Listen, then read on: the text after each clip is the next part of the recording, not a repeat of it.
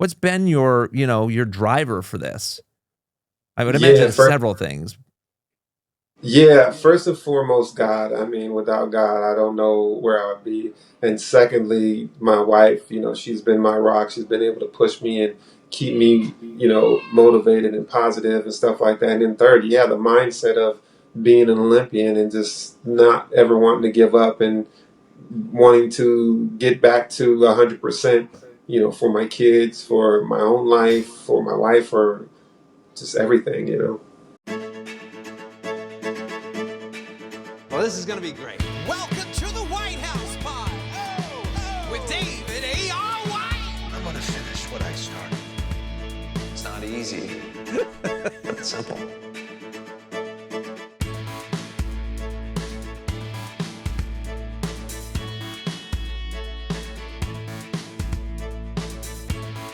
All right, guys, I'm so excited today to have my friend, and not to mention not my only friend, but Jamie Nieto, first of all, is an American high jumper. I don't know what I just said. I said my only friend or not my only friend. I don't know. But either way, he's known for being an American high jumper, an actor. His personal best was 92 inches, achieved in the 2004 Olympic Games in Athens.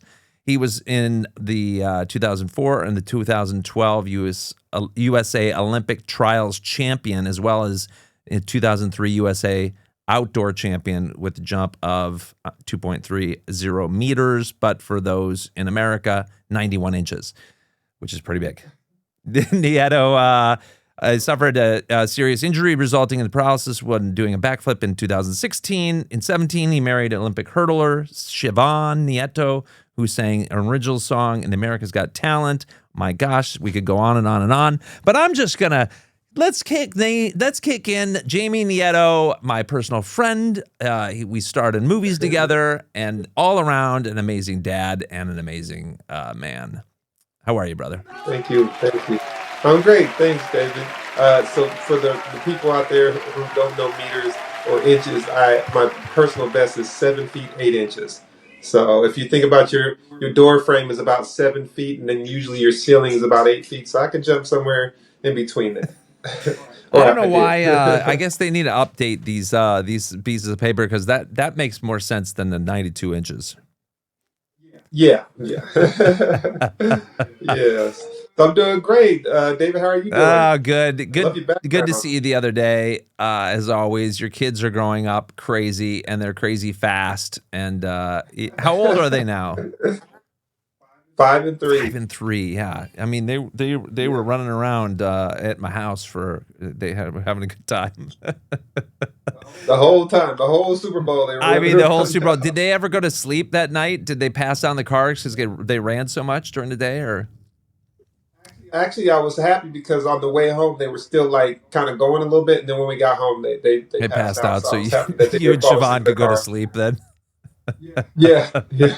Now, Jamie, Yeah. because both you have parents that are Olympians. Do you guys ever get Mhm. tired? Do Olympians get tired like us normal folks? Yeah, yeah, yeah, yeah. We were thinking about going to my nephew's game today, but we were like, oh, my nephew plays basketball for LA High School, and we were like, oh, we've been doing so much lately, and with the kids, we were like, we might have to catch him on his next game this week. So yes, we do get tired. Those kids are rambunctious. They got a lot of energy. So. Yeah, exactly. I mean, when well, 5, he's about to go into a sport. Do you know what sports you're gonna bring your boys into? Whatever they want to do, we don't want to push them. If they're excited about doing track and field, then great. If it's basketball, tennis, golf, When whatever, do we're people happy. start We just track want and them to be field though? happy. Like, when does that actually start? You didn't start till later, did you? Right, right. Yeah, I started when I was 16 years old. I was a junior in high school, which is relatively late. But then you have also some people who start a lot earlier. Youth track, which 7, 8 years old, they could be running. But I think too, those people who start that early, a lot of the times they don't make it all the way to the level that I've made it to. So it was kind of a blessing that I started a little later because my training age was a lot younger than most people my age. So if you start at 7 years old, your training age by the time you're 16, 17, you got, 6, 7 years, 8 years under your belt of training. I didn't have none of that training, so was kind of relatively a newbie for my body. And so as you get older and you do more training, especially depending on how rigorous it is, you start to break down. You start to get injuries, Yeah. and it makes it really difficult to come back. So yeah. Yeah, it's interesting. It's an interesting dynamic because parents seem to think that they need to throw their kids in early, and then at the same token, I mean, I heard that too. And I wish Ethan had started basketball when he was like 5. I mean, he did all the other sports too, but then he was all basketball from I think when he retired from baseball at 9. Then he was like all basketball. But I think it takes a wear and tear on your body more so than if you diversify into other sports and you're using other muscle groups. You already know all that stuff. I wasn't. I know it's shocking. I wasn't a professional athlete in my youth. So, so I was learning along the way with my son. Trying to figure out what we're supposed to be doing. And there's not a lot of people telling you either the right thing. Right. No, I think it's important to just expose them to as much as you can, because you never know what they'll gravitate towards. Yeah, and hopefully they gravitate a little later, like you did. Yeah, that's interesting. When did Siobhan start? Siobhan started, I feel like it was junior high school, so like right before high school. And she's a hurdler, correct? Yeah, 400-meter hurdler. For Jamaica was her country? Was it Jamaica? Yeah. Yep. Mm-hmm. She went to 2 Olympic Games, 2004 and 2008 Olympic Games. Where did you guys meet? Where do Olympians meet? Do you meet on the track, or do you have to only meet like in Athens at the games, or what happens along the way here?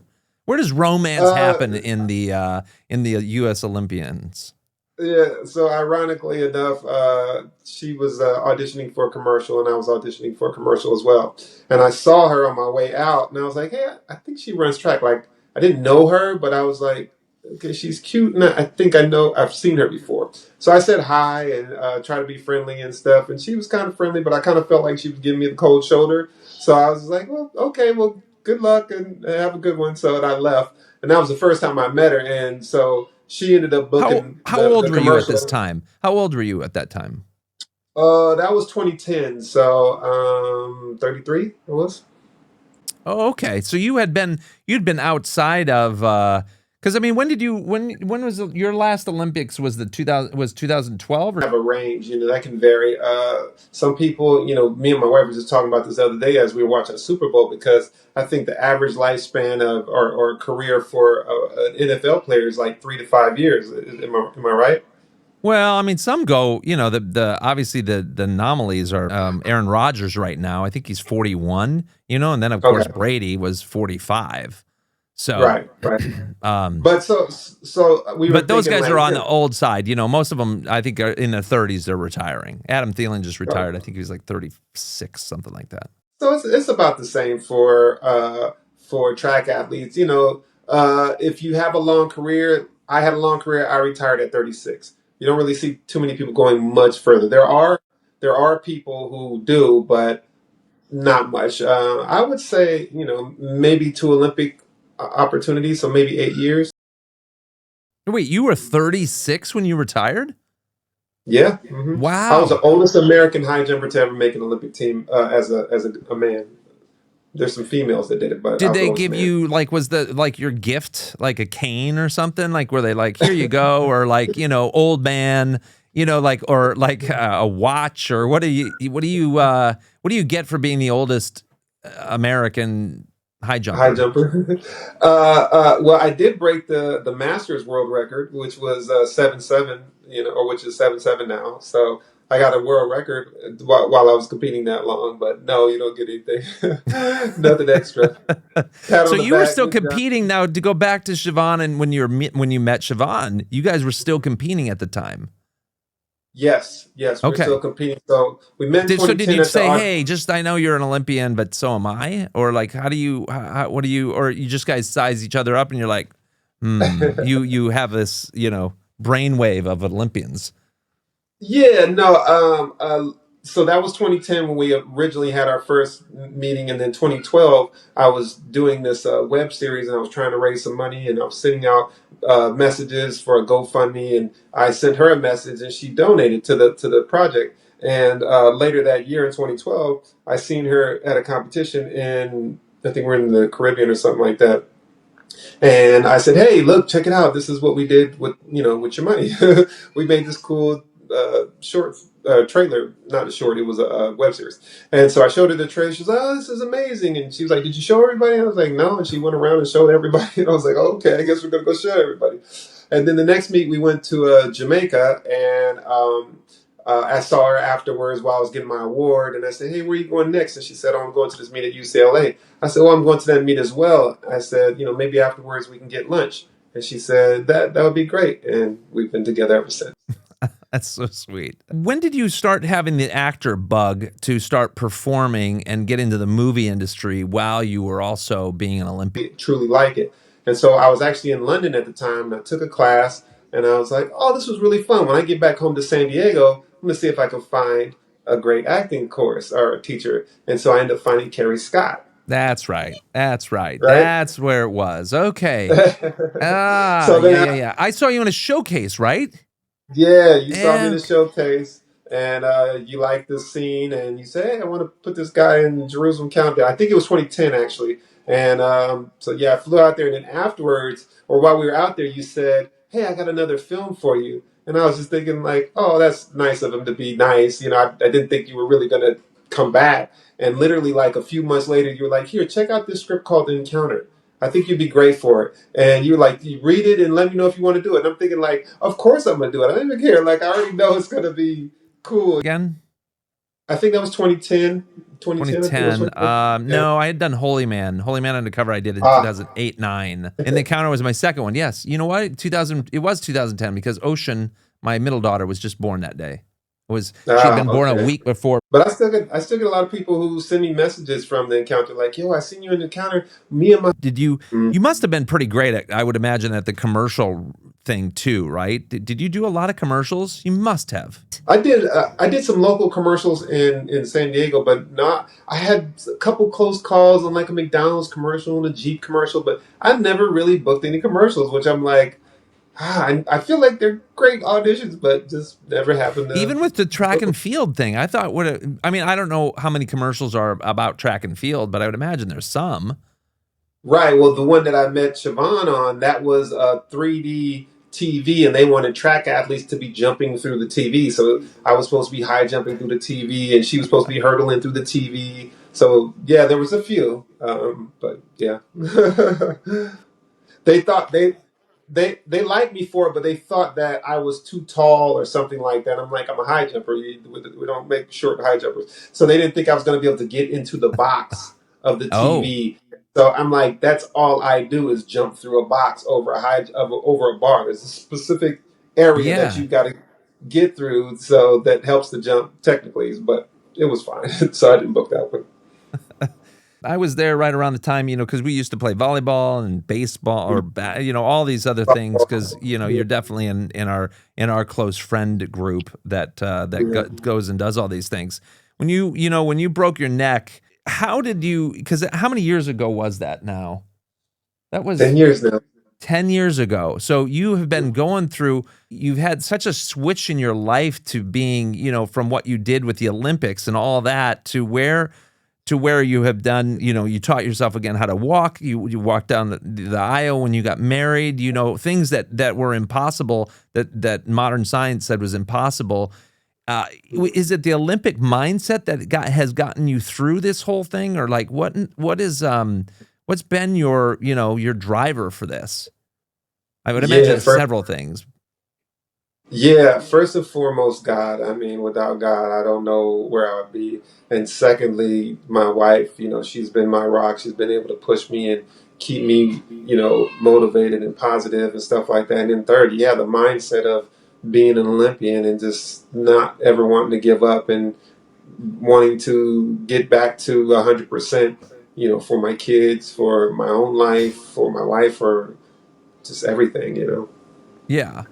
I mean, so walk me through this, like if you can, and I know it's a way longer topic, but for our audience, I feel like it's so important to, it's called Dare to Dream, this podcast, right? And so Okay. it's about dreams.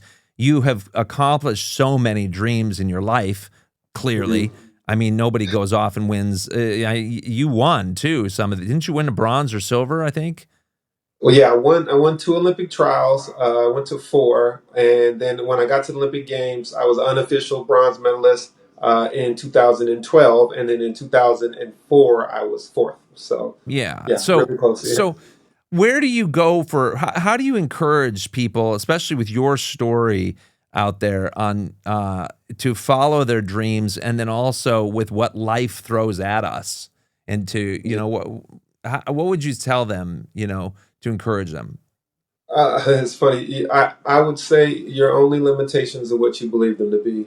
So believe that you can be the best. Keep God first. Keep fighting and never give up. I think that's the mentality you got to have. You're going to have moments in your life where you might feel upset or down or whatever. Take a moment, pray, speak out loud, let it go, cry if you have to. I did that. Once I did that, I felt better and I was able to move on and keep moving forward. So that's what I would tell them is stay focused, stay positive, and keep pushing and keep God first. Do you have a group that you have, because I would imagine in some people's minds, or like if this was a movie, there would be a group that you go to for encouragement or people who have also been through this, or is that even, Yeah. is that a thing these days in our society? Or, how have you gotten Yeah. through that? Or do you know other people who've gone through different trauma as well? Yeah, yeah, of course. So on Instagram, we have like a group chat where it's all actors with disabilities. So I'm part of that. And then, I met a lot of people while I was in the hospital. It's ironic enough, my roommate while I was in the hospital, he's also an actor. We're actually both signed by the same agent. So that's cool. I just talked to him yesterday. But yeah, so is there a specific support group? Not necessarily. While I was in the hospital, they did have kind of support group meetings where they would talk to you and let you know, okay, these are things that you can expect, as being a person in newly disabled or in a wheelchair. These are the things you're going to need to know. These are the things that you're going to need to deal with. And they had peer mentors in there who would also help you can get advice from, and guys who've been in there for their chair for 10 years or 20 years or whatever, and they could say, hey, that happened to me. You just need to do this or try this out, see if this will help you. So yeah, and I'm sure there are other support groups out there that I'm just not a part of any other ones. So What is your mindset in the mornings when you wake up? Like, how do you continue on, because you basically continue to train every day is the way yeah, I look at it.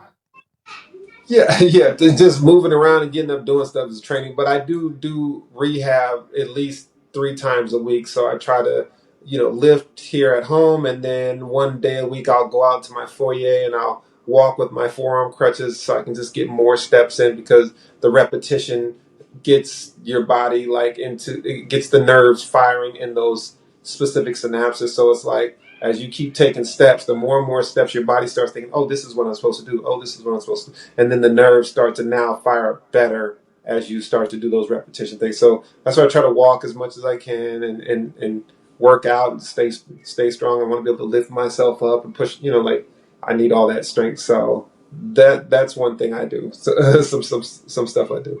Yeah. Jamie, you have a new project, right? You just finished a short film. Yeah. What are Yeah, we yeah. what are It's we called what are we doing with this now? What's your pathway with it or ignited you to do it? Okay, yeah, so it's called Recall, and it's about a disabled veteran who reaches to the skies and sends out signals to the skies in order to get healed. But what he gets back is something more valuable than he could have ever imagined.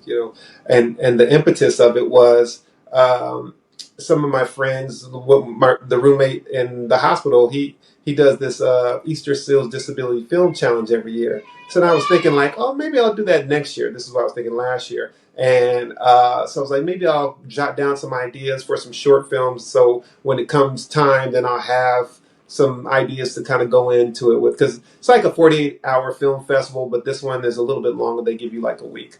And so I started writing this short, and I ended up finishing it. And I was like, oh, this is pretty good. I like this. And so I sent it to a writer friend of mine, and he was like, I really like this. He was like, if you wanna shoot this, I'll direct this for free. And I was like, you sure? He's like, well, hold on, let me send it to a friend of mine. So he sent it to a DP. The DP said the same thing. Oh, this is great. I really like this. If you guys want to shoot it, I'll bring my camera gear and you just got to pay my crew, but I'll come for free. Just make me a producer. And I was like, okay, now I So have now to are we shoot this gonna thing. are we gonna make this a feature, or are we gonna do you want to Yeah, expand it out?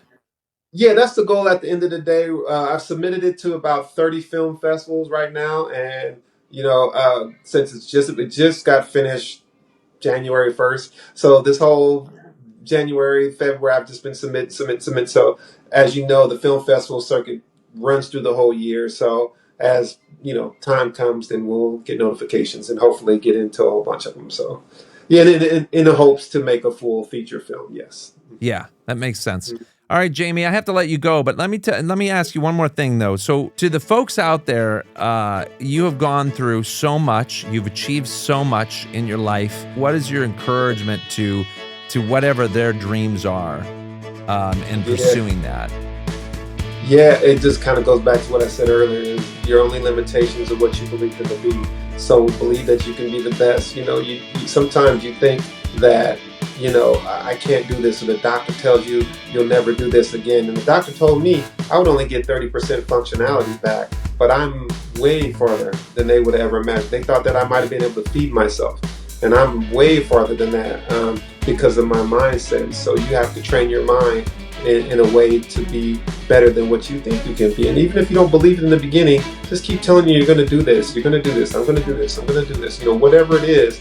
And eventually, as long as you're working towards it and as long as you're praying about it, it'll happen. Yeah. I truly believe that. So, yeah. I love that. Jamie, so good to see you. I hope I see you before too long again. And sure. To you and your beautiful wife, Siobhan, I love that story of how you met. And we're showing her America's Got Talent on here right now as well. We got to have her on the show too. Okay. I would love to. I'd love to have you both on the show again sometimes to talk about relationships. Yeah, keep me posted. I'm here for you. Whatever you need, Dave. I love you, brother. Thank you Love again. you,